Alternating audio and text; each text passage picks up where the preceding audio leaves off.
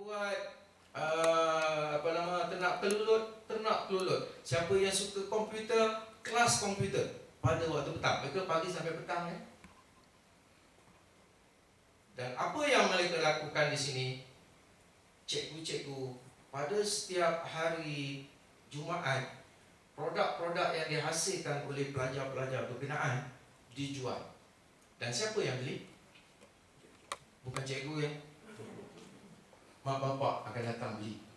Dan akhirnya duit-duit tersebut masuk kembali pada sekolah dan digunakan untuk para pelajar.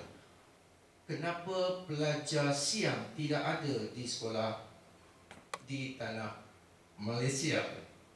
Sebab jawapannya di sana semua free. Baju, seragam free. Makan free. Pagi makan, tengah hari makan, petang makan. Jadi boleh demikian. Kalau di Malaysia, baju bayar, warna kuning, tie bayar, lagi makan bayar. PP atau PP pula, apa nama tu yang PPRT ke PPRT? MRT, MRT. Hanya kepada golongan tertentu sahaja dipilih.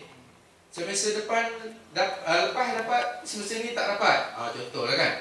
Tetapi mereka yang miskin dapat, yang kaya pun dapat.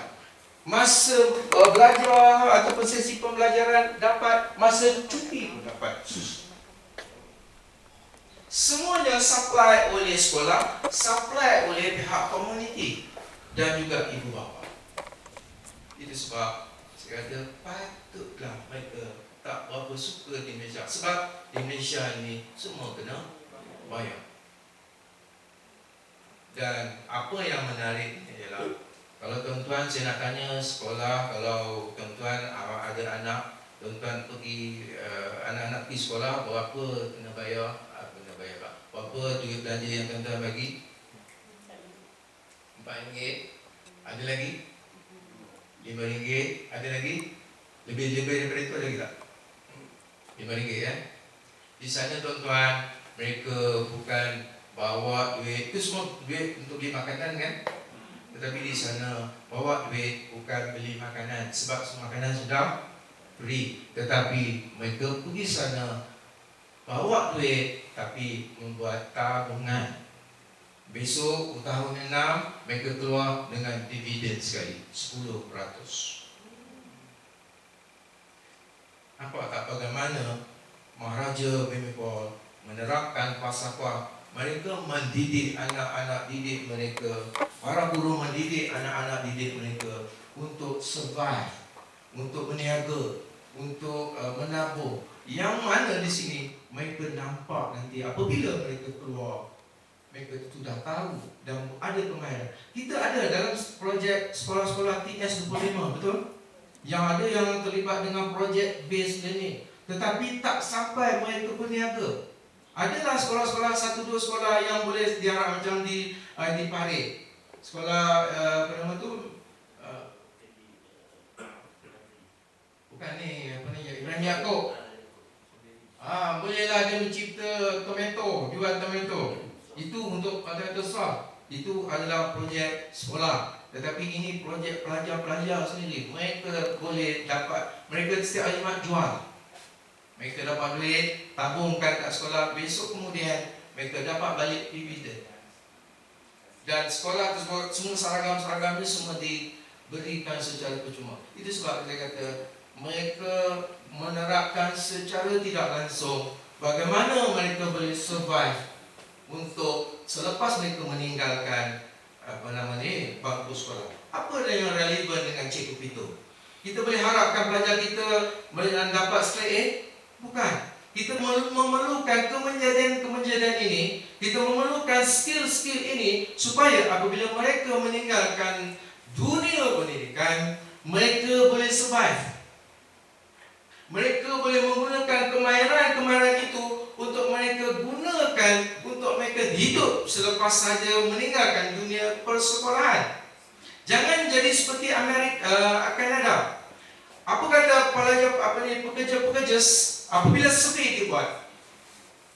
80% menyatakan ini dibuat survei kepada semua pekerja-pekerja yang sedang bekerja di sektor-sektor swasta dan juga kerajaan.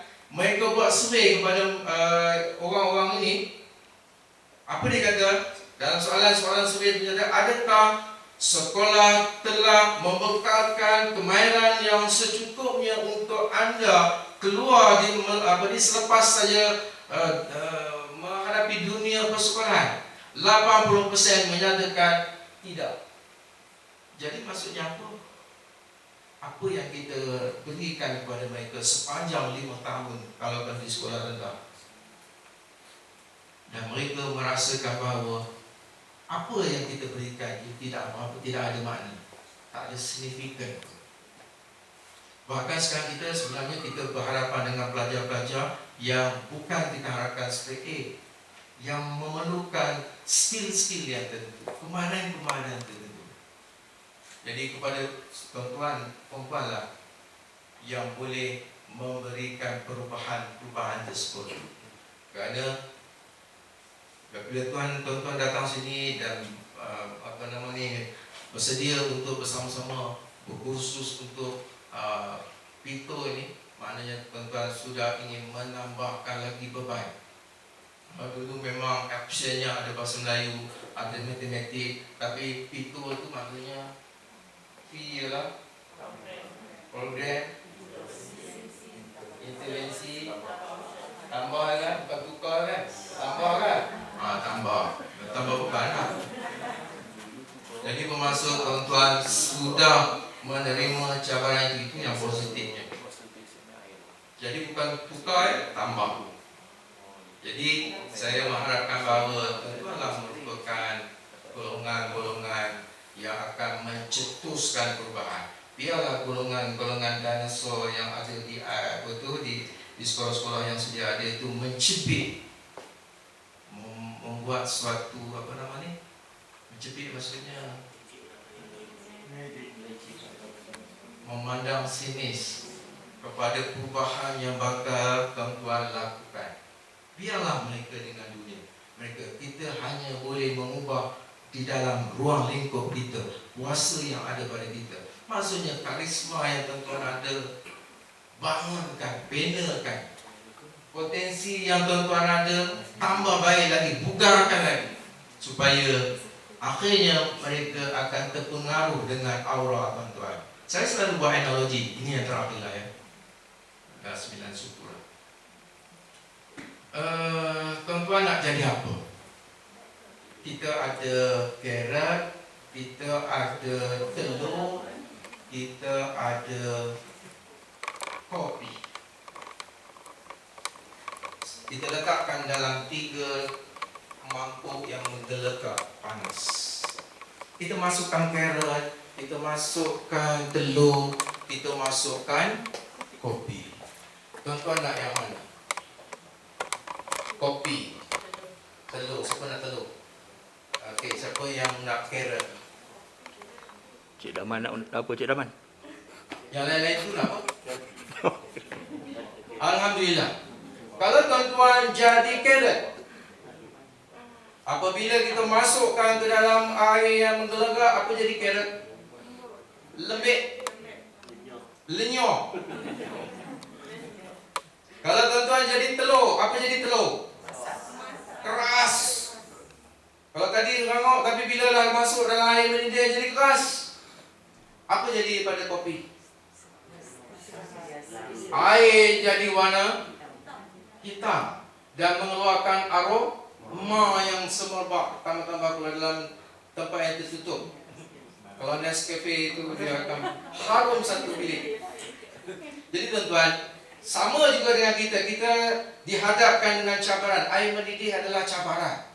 Tetapi kalau kita seperti ataupun potensi ataupun watak kita, attitude kita seperti carrot, akhirnya carrot akan lembik. Cabaran dihadapkan kepada kita, pandemik katakanlah, ataupun apa juga cabaran dihadapkan kita jadi seperti carrot, lembik, lenyok, tidak mampu menghadapi cabaran. Jangan jadi carrot.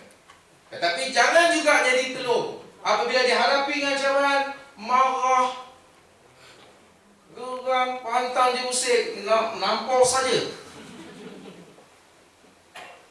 Dan jadilah seperti Kopi tongkat ali. cabar, dihentam, tuan-tuan, mengeluarkan aroma yang semerbak.